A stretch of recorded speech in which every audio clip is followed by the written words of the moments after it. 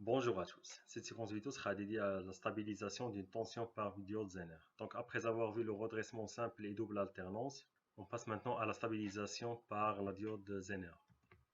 Comme la portion intéressante de la caractéristique du diode Zener est située dans le troisième quadrant, avec la tension et le courant négatif, donc vous avez la polarisation directe, vous avez le courant et tension positive. Donc la diode Zener se comporte comme une diode classique. La spécialité de diode Zener est située dans le troisième quadrant avec une polarisation inverse. Les caractéristiques de diode Zener en troisième quadrant, il est parallèle avec l'axe des intensités. On utilise ce composant pour stabiliser une tension. Les diodes employés ont des valeurs tension de Zener entre 3 et 200 volts. Il est toujours possible de placer plusieurs diodes Zener en série pour obtenir une tension plus élevée. Comme on souhaite obtenir une tension stationnaire au bord de la résistance de la charge R, bien que celle-ci soit variable et que la FEM, force électromotrice de l'alimentation, fluctue autour de la valeur nominale E.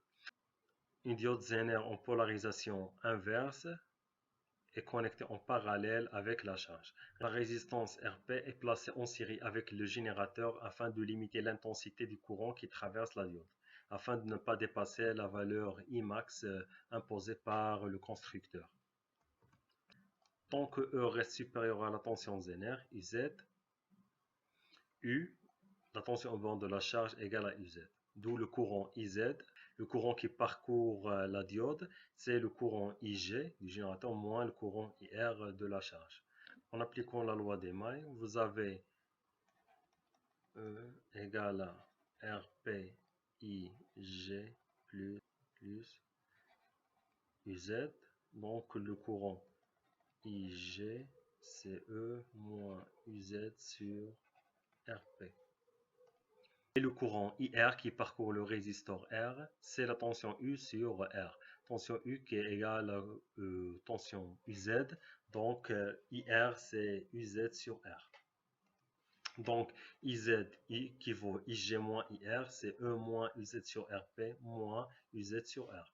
Le résistor RP exige que l'on connaisse les valeurs maximales EM et M de la force électromotrice du générateur et du courant qui peut supporter la diode. En effet, le courant IZ doit toujours être inférieur au courant Imax recommandé par le constructeur. Donc vous avez IZ qui vaut E moins UZ sur RP moins UZ sur R doit être inférieur au courant Imax, ce qui donne, donc si on suppose que la charge est débranchée, donc R tend vers l'infini, donc ce terme va s'annuler. Vous avez E moins UZ sur RP inférieur ou égal à IM.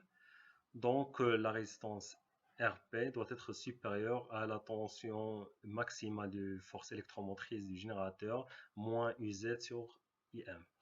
Donc RP supérieur ou égal à EM moins UZ sur IM. La stabilisation n'est possible que si le point de fonctionnement de la diode est dans la zone Zener, dans le troisième quadrant, afin que UZ égale à R, IR, ce qui suppose qu'une charge est suffisante.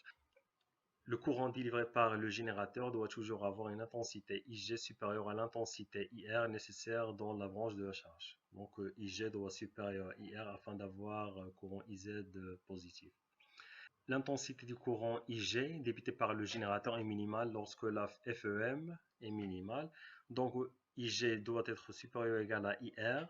Donc Ig c'est E moins UZ sur RP.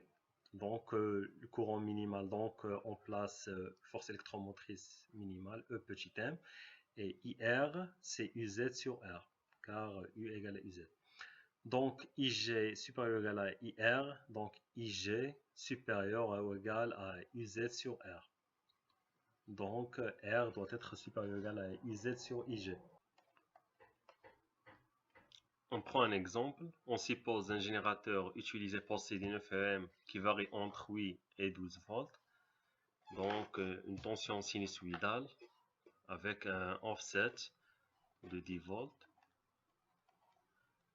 Plus une sinusoïde qui varie donc entre 12 et 8 volts. Alors qu'on l'on souhaite au bord de la charge une tension de 6,2 volts, stabilisée par une diode Zener. Donc on choisit le modèle DPZ 6.2B, donc qui nous fournit une tension continue de 6,2 volts avec un courant inverse maximal de 200 mA. Donc vous avez IF max, c'est 200 mA et la tension normalisée c'est 6.2.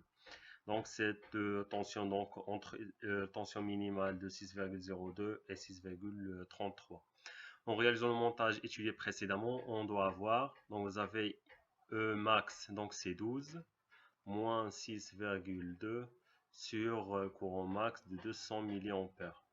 Donc c'est 0,2. Donc RP à peu près 29 ohms. RP qui va limiter l'intensité du courant du générateur.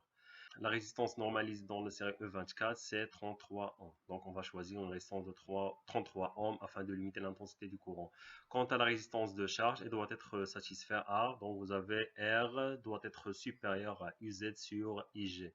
IG, donc c'est E minimal moins UZ sur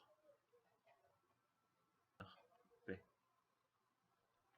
Ainsi, R doit être supérieur à 113 ohms.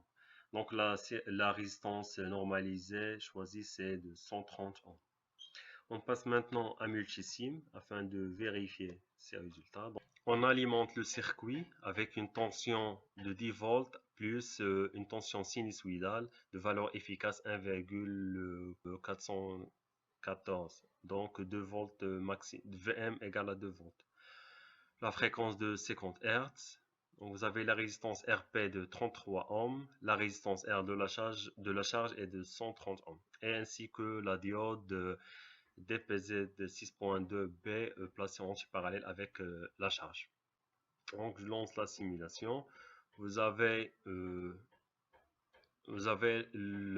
la tension d'entrée FEM, donc une sinusoïdale avec donc qui varie entre presque 12 volts et la valeur maximale minimale de 8 volts. Donc fluctue entre 12 et 8. Et vous avez la tension de sortie en vert, donc fixée à peu près à 6,2 volts. Merci pour votre attention et à la prochaine.